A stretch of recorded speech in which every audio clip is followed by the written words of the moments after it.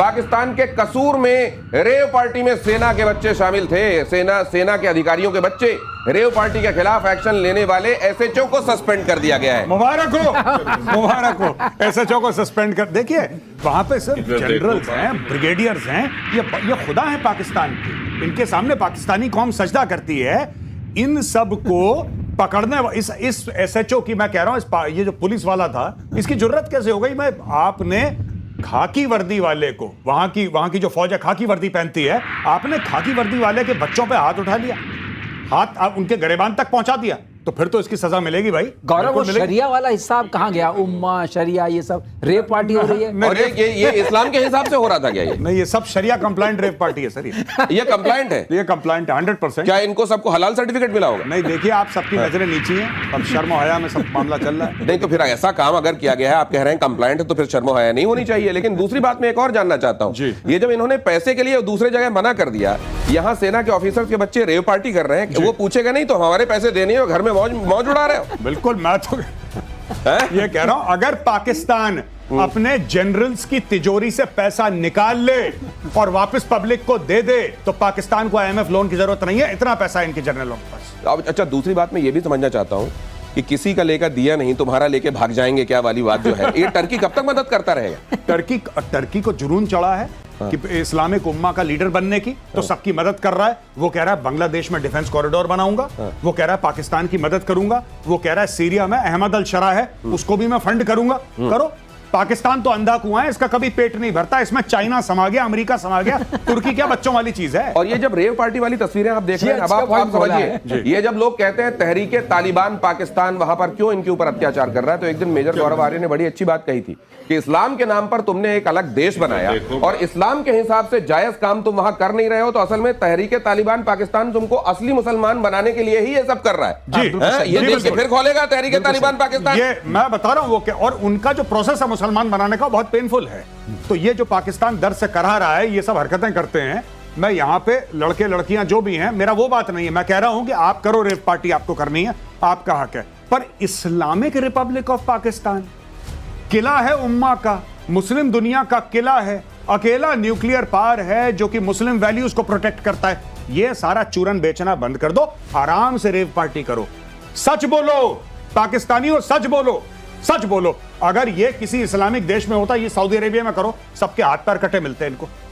तो एक तरफ खुद के इस्लाम की वैल्यूज का परचम बुलंद करने वाला भी तमगा लिए फिरना है और फिर ये हरकतें भी हैं। अगली खबर यह है कि पाकिस्तान में हाई लेवल बैठकों से सियासी तूफान मचा हुआ है। राष्ट्रपति आसिफ अली जरदारी इस्तीफा दे सकते हैं। पाकिस्तान में फिर से राष्ट्रपति शासन की अटकलें तेज हैं।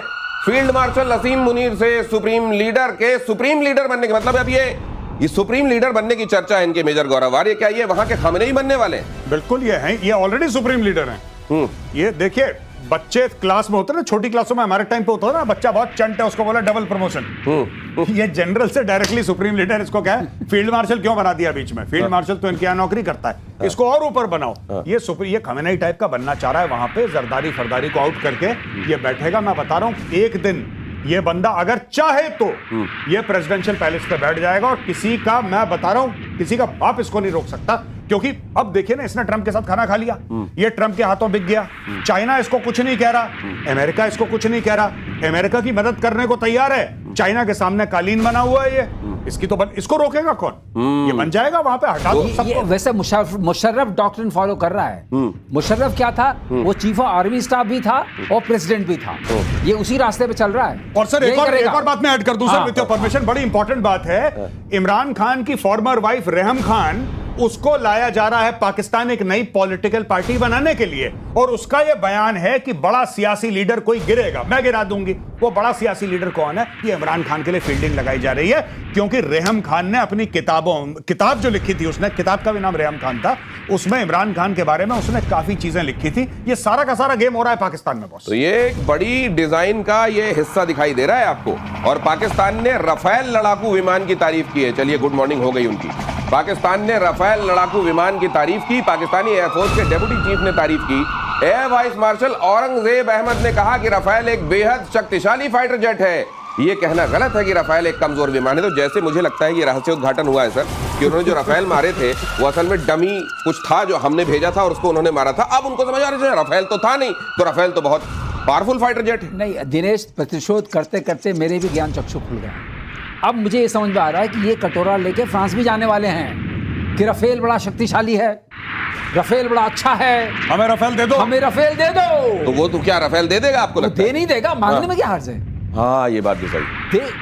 दिया किसने? आपने ऐसा कैसे सोच लिया दिनेश कि आप पाकिस्तान से उससे मांगने का अधिकार छीन सकते हैं? ये बात भी आप ठीक कह रहे है ना, आप मांगने का अधिकार पाकिस्तान से नहीं छीन सकते। कि आप बेशक राफेल जैसी मांगने जाए, फ्रांस दुत्कार के भगाए, लेकिन मांगने तो वो जाएगा। तारीफ करनी पड़ेगी। हाँ। अब ध्यान आया, पढ़ते अब खुली कि पिटे तो थे, अब कहते हैं शायद उसी चक्कर में मिल जाए। अच्छा, तो जैसे वो पहले भिखारी आने के बाद आपकी तारीफ करता है, अरे भैया बड़े लाला हो, बड़े सेठ हो, 2 रुपए तो दे दो, तो ये बड़े लाला बड़ा सेठ चल रहा है। उसने अभी खिड़की खोली ना, भीख कहा मांग- मैं बजट बढ़ा रहा हूँ, उसने खिड़की खोली, मैक्रोन ने, इन्होंने निकाल ले। अच्छा, तो ये भीख की असल में बैकग्राउंड बनाया जा रहा है भीख मांगने का। और अब बांग्लादेश में सुनिए तहरीके तालिबान की एंट्री हो रही। तहरीके तालिबान की बांग्लादेश में एंट्री, बांग्लादेशियों की वो भर्ती कर रहा है टीटीपी, और टीटीपी से संबंध रखने के आरोप में 2 लोग गिरफ्तार। अफगानिस्तान भी गया था फैसल नाम का ये शख्स जो रिक्रूटमेंट कर रहा है। मतलब अब वहां भी असली मुसलमान बनाए जाने की तैयारी होगी। बिल्कुल 100%। ये तो इनकी मुहिम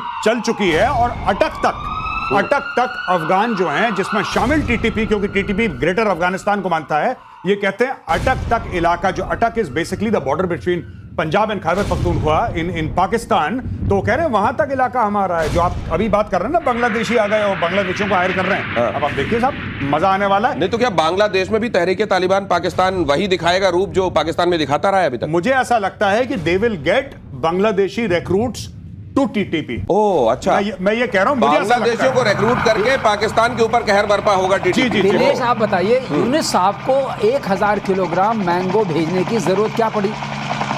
ये क्यों भेजे हैं उन्होंने? अब आप समझिए, उधर टीटीपी आ रहा है ना, अच्छा, वो रिक्रूट कर रहा है, TTP उनका रिक्रूट यहाँ कर भी रहा है। बॉम्ब फूटेगा। अच्छा। तो जरा सा इंटेलिजेंस शेयरिंग हो जाए। इंटेलिजेंस शेयरिंग, कहीं हमको पता चल जाए कि वाकई ये टीटीपी वाले रिक्रूट कर रहे हैं, क्योंकि खबर तो हमने यही देखी है प्रतिशोध में, इसलिए हम भेज रहे हैं क्या? और यूक्रेन पर पुतिन को ट्रंप ने फिर से धमकी दी। 50 दिन का समय बहुत लंबा है। मैं क्यों कह रहा हूं प्रतिशोध देखते हैं क्या लोग? ये ट्रंप ने भी लगता है कल देखा है प्रतिशोध। यहाँ 50 दिन, अरे भाई आप सीज फायर के लिए कह रहे हो तो 50 दिन की मोहलत क्यों दे रहे हो? सीज फायर, कहीं आग लगी है तो फौरन बुझाते हो कि 50 दिन बाद हम आग में पानी डालेंगे वाली बात करते हो आप? तो अब ट्रंप कह रहे हैं 50 दिन का समय बहुत लंबा नहीं है, पहले भी पड़ सकता है टैरिफ बम। मतलब हमने 50 दिन कह तो दिए, लेकिन उसके पहले भी हम कभी भी लगा सकते हैं टैरिफ। रूस ने कहा बैन से नहीं डरते, डटकर सामना करेंगे। वो जो हम कह रहे थे कल आज हो गया। देखिए साहब, एक छोटी सी बात है, टोटल जो ट्रेड वॉल्यूम है रशिया का यूएस के साथ, दैट इज 3.7 बिलियन। वो चिल्लर है, वो रेसगारी है, उससे रूस को 2 रुपए का फर्क नहीं पड़ता। ट्रंप को जो करना है कर ले, इसीलिए रशिया इजी ले रहा है। ऐसा नहीं है कि रशिया का hundreds of billions of dollars का ट्रेड है यूएस के साथ, नहीं, ऐसा नहीं है। क्यों? क्योंकि पता नहीं कितने साल हो गए इनको सैंक्शंस लगाए हुए। अभी जब लड़ाई शुरू हुई थी यूक्रेन के साथ रशिया की, तब से सैंक्शंस थोड़ा ना लगे, इसके पहले भी लगे थे, इसके पहले भी सैंक्शंस लगे थे रशिया के ऊपर। तो रशिया ने अपना इकोसिस्टम बना लिया है with in the sanctions regime. अब इन्होंने यूक्रेन की लड़ाई के बाद और टफ सैंक्शंस लगा दिए, फिर उसने 3 साल में अपना एक सिस्टम बना लिया। अब रशिया को इतना फर्क नहीं पड़ता। अब देखो दिनेश, ऐसा है, Russia is the most sanctioned country in the world, better than Iran, better than Iran. तो उसको अपना रहना आ गया है। लड़ने के लिए 4 चीज चाहिए। आपके पास अपना तेल हो, आपके पास अपनी टेक्नोलॉजी और जहाज बनाने और बाकी अम्युनिशन बनाने की चीज हो, आपके पास अपने आदमी हो, आपके पास आपकी बहुत बड़ी ज्योग्राफी हो, और आखिरी है आपके पास अपना वोदका हो। लेना कुछ नहीं है। हाँ, और इनमें से कुछ नहीं लेना उनको अमेरिका से, और इसीलिए इसमें अपना कुछ नहीं जाता, तेरा घाटा। ये कह रहा है रशिया। और यूक्रेन को लेकर अमेरिका में ट्रंप की नीतियों का विरोध शुरू हो गया है। यूक्रेन को हथियारों की सप्लाई बढ़ाने का विरोध, ट्रंप के समर्थकों ने ही हथियारों की सप्लाई का विरोध शुरू कर दिया है। मेक अमेरिका ग्रेट अगेन, ये जो कहा जाता है, मागा मूवमेंट को लग सकता है एक बड़ा धक्का। सर मुझे ये लग रहा है जी कि एलन मस्क से ज्यादा बेचारे ने किसने सपोर्ट किया होगा ट्रंप को? करेक्ट। अगर उनका इतनी जल्दी मोह भंग हो गया है जी, तो इन सबको तो होना ही है। ये एक कांग्रेस वुमेन है, मार्जरी करके उनका पूरा नाम है, ग्रीन है। और एक और है स्टीव बैनन। ये 2 लोग हैं जो बड़े ट्रंप के सपोर्टर थे। और एक स्टीव बैनन ने तो ये बोला है एक पॉडकास्ट में उसने अभी कल परसों पॉडकास्ट करी और उसका बयान आया बड़ा सॉलिड दिनेश भाई। उसने बोला है कि यार एक बात बताओ मुझे, हमने जो ट्रंप को सपोर्ट करा था क्यों करा था? ट्रंप ने वादा करा था कि किसी लड़ाई में नहीं पड़ेगा।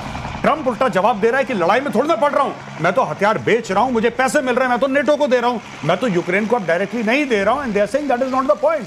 यू सेड कि आप डायरेक्टली और इनडायरेक्टली किसी लड़ाई में नहीं फंसोगे। हम ऐसे ट्रंप को सपोर्ट नहीं करते। अब ट्रंप का सिर्फ ये टैरिफ बॉम्ब। अब एक बात बताइए आप, जो अमेरिकन इसके खिलाफ खड़े हैं, क्या उनके खिलाफ भी टैरिफ लगा देगा? हमें टैरिफ का ही तो एक इसका पॉइंट है। अब लेकिन रिपब्लिकन पार्टी, ये हार्डकोर मागा सपोर्टर्स हैं ये भाई, ये हार्डकोर मागा सपोर्टर्स हैं जिन्होंने सब कुछ अपना दांव पे लगा दिया था ट्रंप को राष्ट्रपति बनाने के लिए। आज वो लोग ट्रंप के खिलाफ खड़े हो गए अमेरिका में। Make America great again. इतनी सारी लड़ाइयों में कहीं ना कहीं टांग और खच्चर फंसा रहेगा तो कैसे होगा अमेरिका ग्रेट अगेन? वो कह रहे हैं हथियार बेच के। बहरहाल रूस के लिए जर्मनी खतरनाक है, क्रेमलिन ने कहा। जर्मन रक्षा मंत्री के बयान पर क्रेमलिन का रिएक्शन, रूसी फौज को मारने जर्मन आर्मी तैयार, कहा गया था रक्षा मंत्री पिस्टोरियस की तरफ से। ये अचानक जर्मनी और रशिया के बीच में क्यों गर्मा गर्मी बढ़ गई? क्योंकि इनकी पुरानी गर्मा गर्मी, वर्ल्ड वॉर 2 वाली गर्मा नहीं तो अभी ताजा तो कुछ नहीं हुआ है। ताजा इनकी नॉर्थ स्ट्रीम जो आई थी उसको तो अमेरिका ने उड़ा दिया। गैस पाइपलाइन, जो गैस पाइपलाइन जिससे पूरी गैस पहुंच जाती थी, उनकी इकोनॉमी ठीक चल रही थी। अब उनकी इकोनॉमी में बहुत धक्का, सबसे ज्यादा धक्का जर्मनी को पहुंचा है। अच्छा, इकोनॉमी को धक्का पहुंचा है, इसलिए रूस का तेल ना मिलने से सबसे बड़ा धक्का जर्मनी को पहुंचा है। और जर्मनी पहले तो साथ आ नहीं रहा था नाटो के, आपने देखा ही होगा। बाद में उसने सपोर्ट करना शुरू किया। अब वो अग्रेसिव हो रहा है, क्योंकि अग्रेसिव कौन होता है? जो सबसे ज्यादा विचलित हो चुका होता है। अब ये अग्रेसिव हो रहा है, ये कह रहा है क्योंकि इनकी अपनी पुरानी लड़ाई वर्ल्ड वॉर 2 की चली आ रही है। एक हिस्टोरिकल पर्सपेक्टिव ठीक है, ठीक है। वो किसे, और उसमें 27 मिलियन मरे थे रशियंस, राइट। 2.7 करोड़ जितनी की आबादी, हुआ आधी आबादी है वहां की, यूक्रेन की, उतने वहां मर गए थे। वो अब डिटरमिन्ड है। जर्मनी वाले कह रहे हैं कि तुम्हारे इस एग्रेसिव पोस्चर से हमारी पूरी इकोनॉमी ध्वस्त हो गई है, इसलिए अब वो पूरा खड़े होकर के सामने आ रहे हैं कि रशिया को रोकना होगा। तो रशिया से आने वाली गैस